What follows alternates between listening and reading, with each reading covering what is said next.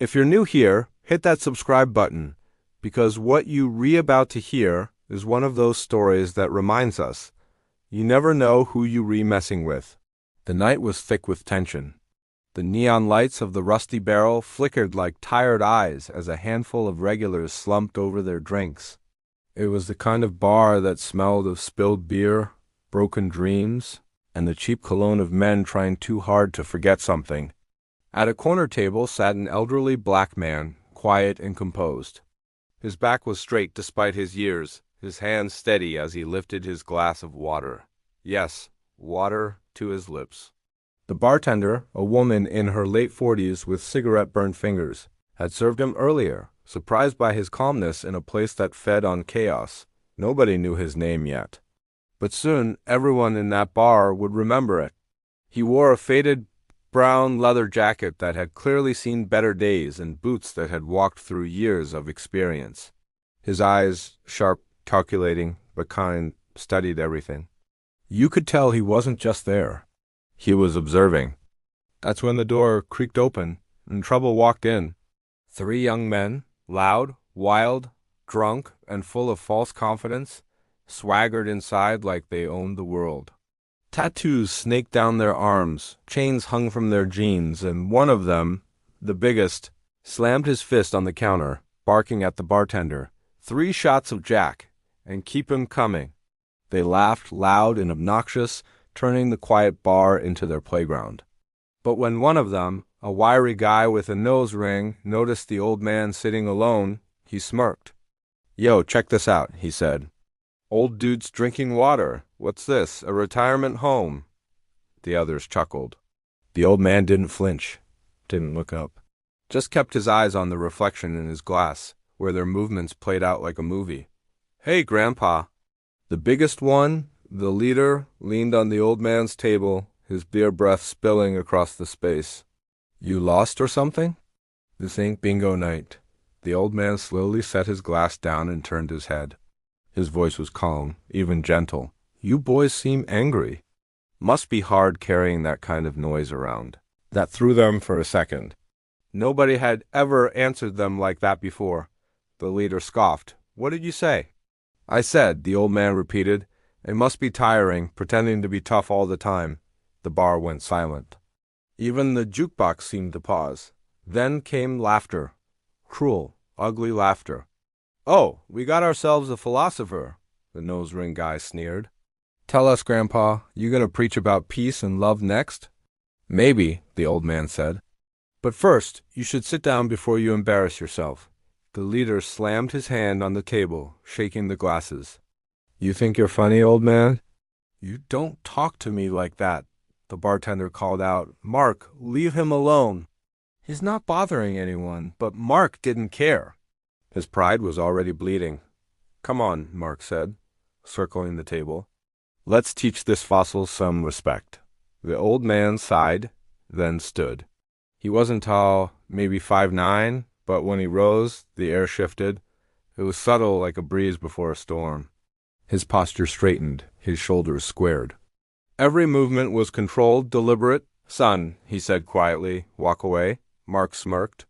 "Or what?" And then it happened. Mark reached out to shove him, but before his hand even touched, the old man moved. A blur, a whisper, a motion too fast for the eye to track. Mark's wrist twisted backward, and in an instant he was on his knees, gasping in pain, staring at the man who hadn't even broken a sweat. The other 2 froze. The bartender whispered, "Oh my God, apologize," the old man said. Mark gritted his teeth, trying to yank his arm free. "You broke my—" "I could have," the man said evenly. "But I didn't. You still have a choice. Walk away or make a mistake you can't undo." Mark hesitated, then spat on the floor and backed off. "This ain't over, old man." The 3 stormed out, slamming the door behind them. The old man sat back down, took his water, and sipped quietly, as if nothing had happened. But outside, in the parking lot, revenge was already brewing. The night air was cold when the old man stepped out of the Rusty Barrel. The street lamps buzzed, flickering yellow light onto cracked pavement and half-frozen puddles. He walked with that same calm rhythm, hands in his jacket pockets, the faint sound of jazz echoing in his memory, something from a long time ago, when life was simpler. He didn't notice the black pickup truck idling at the end of the block. Or maybe he did. The truth was, nothing escaped his attention. Inside the truck, Mark sat in the driver's seat, cradling his bruised wrist. The other two, Ryan and Colt, were amped up, full of beer and anger. "That old freak humiliated us in front of everyone," Ryan hissed. "We're just gonna let that slide?" Mark's eyes were dark, his jaw clenched. "No, we're gonna teach him what happens when you mess with us." Colt pulled a tire iron from under the seat, grinning. "Let's pay Grandpa a visit." They waited until the old man started walking toward the bus stop. Then Mark turned on the headlights. The old man paused, the light cutting across his back like a spotlight. Slowly he turned around. The truck rolled forward. "Yo!" Mark yelled out the window. "Still think you're tough?" The old man said nothing. His expression didn't even change. Then he turned and kept walking. That infuriated Mark. "Oh, hell no." He revved the engine and sped forward, slamming the brakes just inches from the man's legs. Still, the old man didn't flinch. He looked directly into Mark's eyes through the windshield, calm, steady. That silence was more frightening than any threat. Finally, he spoke. "Anger blinds you. Don't let it ruin your life." Mark laughed bitterly. "You don't get to talk to me like you're my daddy." The old man tilted his head slightly. "No," he said softly. "But maybe I should have been." Before Mark could respond, the man turned down the side street. "Follow him," Colt urged. They did, slowly at first, then faster. The narrow alley opened into a quiet neighborhood, dim and half-forgotten, where old houses leaned against time. The man's boots echoed on the wet pavement as he turned up the path to a small single-story house at the end. They parked a few houses down, watching him unlock the door and disappear inside. Mark's smirk returned. "Let's finish this." They waited 10 minutes, whispering plans, psyching each other up. Then they crept toward the house. The front porch light flicked on automatically, but no movement came from inside. The curtains were drawn. Ryan picked up a rock. "Let's get his attention." He threw it. The glass cracked. No sound. Mark kicked the door once. "Hey, old man, come out." Silence. Then a sound. A creak. The door opened slightly, just enough for a sliver of light to leak out. The old man stepped into the doorway, holding nothing but a broom. Mark laughed. "A broom? That's your weapon?" The man said quietly, "It's enough." Colt swung first, rushing in with the tire iron. And that's when they realized the broom wasn't for sweeping. It was a weapon in disguise. In one swift motion, the old man's hands blurred. The broomstick snapped upward, deflecting Colt's swing, spinning, striking Colt's ribs in a fluid strike that sent him stumbling into the fence. Ryan lunged next. 2 steps in, his legs were swept clean out from under him, landing hard on the porch. Mark froze, watching his 2 friends writhing in pain on the ground. "What the hell are you?" he shouted. The man stepped closer, eyes calm but burning with something deeper. "Just someone who learned to control what you can't." He dropped the broom. "You've already lost." "Go home." Mark pulled a knife. "You don't tell me what to do." But before he could even lift it, the man was already there. His hand snapped forward, striking Mark's wrist with a precision that made the knife clatter away.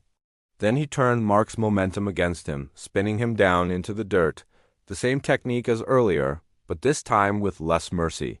Mark gasped, the air knocked from his lungs. The old man crouched beside him. "When I was your age, I was angry too. Until someone showed me where that road ends. Prison, pain, regret." He stood, breathing steady. "Don't follow me again." He turned, went back inside, and closed the door quietly. The 3 lay there for a moment, stunned. Then they dragged themselves back to the truck, furious but shaken.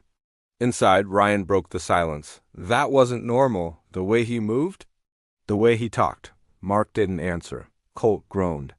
"We gotta find out who this guy is." Mark's eyes were locked on the house. "Yeah," he said coldly. "We will, It was nearly dawn when the man finally sat down in his living room. On the wall hung an old black and white photograph, a younger version of him standing in a white karate gi, flanked by students and a smiling instructor with medals draped over his chest. He ran a finger over the frame, whispering, "Still testing me." Sensei, his name, though nobody in town knew it, was James Carter, a retired martial arts instructor from Detroit who moved to this small town to escape the noise of his past. But trouble, it seemed, had found him anyway. He sat in silence, meditating, letting his breathing slow.